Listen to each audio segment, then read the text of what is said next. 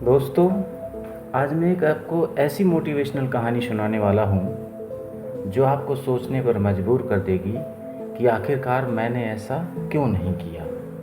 मुझे भी उस कठिन परिस्थिति का सामना करना चाहिए। आखिर मैंने ऐसा क्यों नहीं किया। कहानी को पूरा सुने और इसके बाद में अपने आप को ऑब्जर्व करें कि मैंने कहाँ गलती की।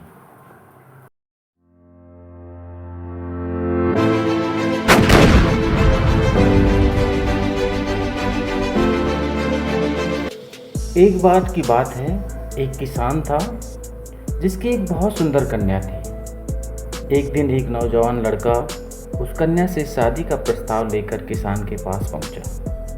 उस समय किसान खेत में काम कर रहा था।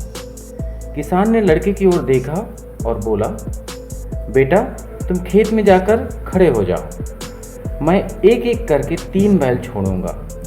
यदि तुम इन तीनों बैलों में से किसी एक की भी पूंछ पकड़ने में कामयाब हो जाओगे तो मैं तुम्हारा विवाह अपनी पुत्री से कर दूंगा। शर्त बहुत आसान थी, इसलिए नौजवान लड़के ने एक प्यारी सी मुस्कान देते हुए किसान की शर्त कबूल ली और लड़का पूंछ पकड़ने की मुद्रा में खेत में जाकर खड़ा हो गया। किसान ने दरवाज़ा खोला जिसमें से एक विशाल और भयंकर बैल बाहर निकला। बैल को देखकर लड़का डर गया। उसने इतना विशाल बैल आज तक नहीं देखा था। तभी उसने फैसला किया कि यह बैल की पूंछ पकड़ना पड़ेगा।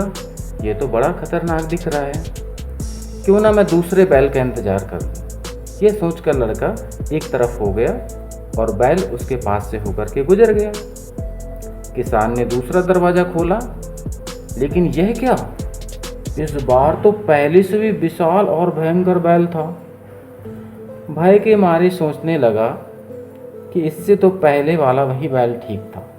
लड़के ने इसे भी छोड़ देने की सलाह बनाई और वह बैल भी लड़के के पास से होकर के गुजर गया। अंत में किसान ने दूसरा बैल दरवाज़ा खोला।